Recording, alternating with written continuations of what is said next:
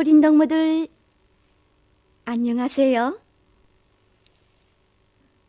오늘 이 시간에는 세계 명작 동화집에 있는 재미나는 그림 이야기 신데렐라를 보여드리겠어요. 먼 옛날 어느 한 나라에 아이를 낳지 못하는 귀족 부부가 살고 있었습니다. 귀족 부부는 하느님, 우리에게 귀여운 옥동자를 선사해 주옵소서 하고 빌고 또 빌었습니다. 부부의 기도는 하늘에 닿아 이윽고 귀여운 딸이 태어났습니다. 딸은 무럭무럭 자라나 대단히 아름다운 처녀로 되었습니다. 그런데 마음 씨고운 어머니가 병에 걸려 세상을 떠났습니다. 아버지는 슬픔에 잠겨 눈물로 세월을 보내는 딸을 위하여 새 어머니를 맞아들였습니다. 그러나 이 이붓어머니는 친어머니와는 성격이 전혀 반대였습니다.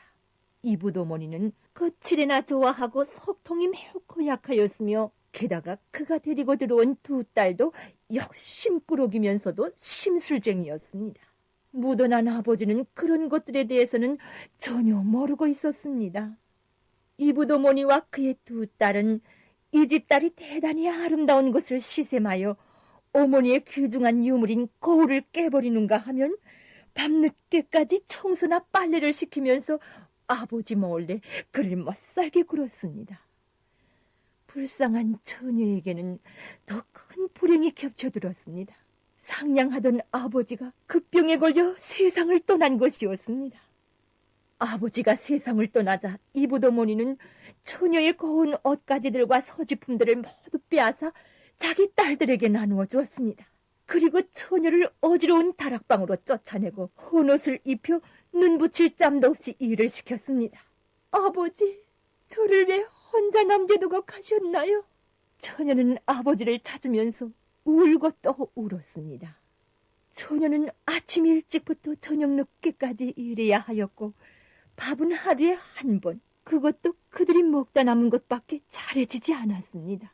심보 사나운 이붓어머니와 그의 딸들은 처녀가 항상 부뚜막 청소를 하여 온통 채를 뒤집어 쓰고 있었기 때문에 그를 신데렐라라고 불렀습니다. 신데렐라라는 것은 재투성이 처녀라는 뜻입니다. 어느 날 이 나라의 왕자가 궁전에서 무도회를 열기로 하였습니다. 이 무도회에 초대된 처녀들 가운데서 제일 아름다운 처녀를 골라 왕자의 아내로 정한다는 것이었습니다. 심술 사나운 이붓어머니의 딸들도 왕자의 아내로 뽑혀보려고 화장을 한다, 옷을 갈아입는다 하며 소동을 피웠습니다. 신데렐라, 분부한 대로 청소와 빨래를 다 해놓아야 해. 차비를 끊는 이붓어머니와 그의 딸들은 이 말을 남겨놓고는 궁전에서 열리는 무도회에 떠나가 버렸습니다. 나도 무도회에 가고 싶어요. 아버지가 있었으면. 신데렐라가 슬퍼하고 있는데 갑자기 신데렐라, 울지 마라 라는 소리가 들려왔습니다. 신데렐라가 돌아다 보니 뒤에는 자기에게 이름을 달아준 마술쟁이 할머니가 서 있었습니다. 가엾은 신데렐라, 내가 말하는 대로 하거라. 그러면 궁전에서 열리는 무도회에 갈 수 있다. 고마워요, 할머니. 우선 밭에서 호박을 한 개 따오고 그 다음 생쥐와 도마뱀을 잡아오너라. 신데렐라가 그 모든 것을 가지고 오자 마술쟁이 할머니는 마술지팽이를 한번 휘둘렀습니다. 그러자 신비한 현상이 일어났습니다. 호박이 마차로, 생쥐는 말로, 도마뱀은 마부로 변하였습니다. 그 다음 또 한 번 마술지팽이를 휘두르자 신데렐라는 멋진 옷을 입은 처녀로 변하였습니다. 어쩐지 꿈을 꾸는 것 같아요. 신데렐라가 황홀해서 말하였습니다. 이런, 내가 깜빡 잊어버릴 뻔했군. 아름다운 공주님에게 해진 신발은 어울리지 않아. 라고 말하며 마술쟁이 할머니가 마지막으로 마술지팽이를 휘두르니 신발은 아름다운 유리구두로 변하였습니다. 자, 신어봐라. 멋있네. 꼭 맞아요. 할머니, 고마워요. 자, 어서 떠나거라. 무더회에서 행운이 차려지기를 바란다. 할머니, 다녀오겠습니다. 신데렐라가 마차에 오르자 할머니는 황급히 말하였습니다. 아니, 이런 정신 봤나. 중요한 걸 놓칠 뻔했구나. 신데렐라, 12시가 지나면 마술이 풀려 모든 것이 본래의 상태로 되돌아간다. 그러니 그 전에 꼭 돌아와야 한다. 신데렐라를 태운 호박마차가 조용히 궁전에 와 닿았습니다. 그가 넓은 홀에 안내되어 들어오자 아름다운 신데렐라에게 모든 시선들이 집중되었습니다. 이 공주야말로 왕자님의 배필로 될 수 있는 적임자입니다. 시종이 들어와 알리자 왕자는 웃으며 마중 나와 신데렐라의 손을 잡았습니다. 왕자와 손을 잡고 왈주곡에 맞추어 춤을 추는 신데렐라는 행복에 넘쳐 있었습니다. 공주가 얼마나 아름답습니까? 어느 나라 공주입니까? 황홀하게 바라보는 주위 사람들이 서근서근거렸습니다. 자연히 일어난 축복의 박수갈채 속에 이브도머니와 그의 딸들의 분통해하는 얼굴이 보였습니다. 신데렐라는 왕자와 함께 춤을 추면서 행복에 취해 시간이 가는 것도 잊고 있었습니다.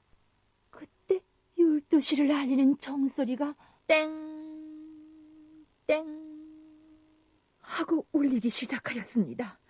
신데렐라는 정신이 번쩍 들었습니다. 할머니의 말이 떠올랐던 것입니다. 빨리 돌아가지 않으면 큰일 나겠구나. 신데렐라가 갑자기 춤을 멈추자 왕자는 놀랐습니다. 왕자님, 미안합니다. 저는 빨리 돌아가야 합니다.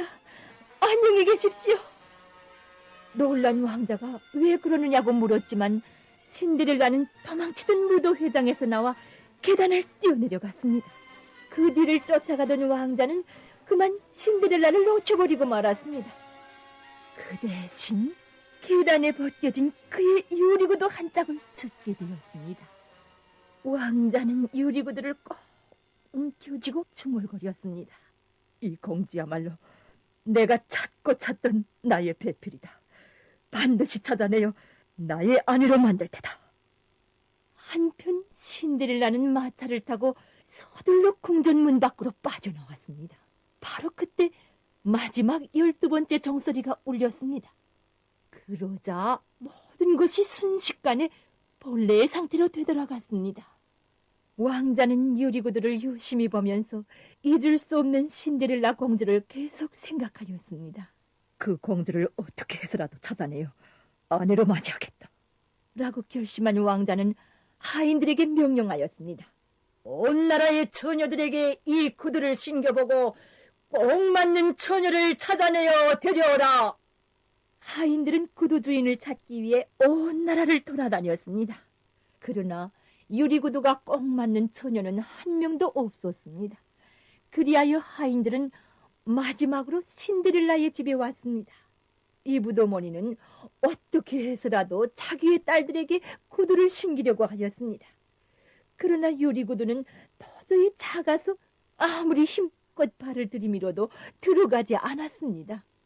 여기가 마지막 집인데. 하인들은 실망하였으나 단념할 수가 없었습니다. 집에 혹시 처녀가 또 없습니까? 물론 얘들밖에는 없습니다. 심술궂은 이브도머니가 그렇게 말하는 찰나에 신데렐라가 들어섰습니다.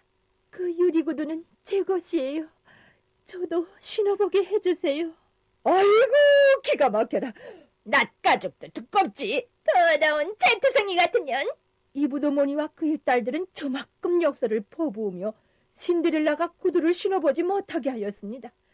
차림새는 초라하였지만 신데렐라의 아름다움에 눈이 휘둥그레진 하인들은 단호하게 말했습니다. 자, 어서 신어보십시오.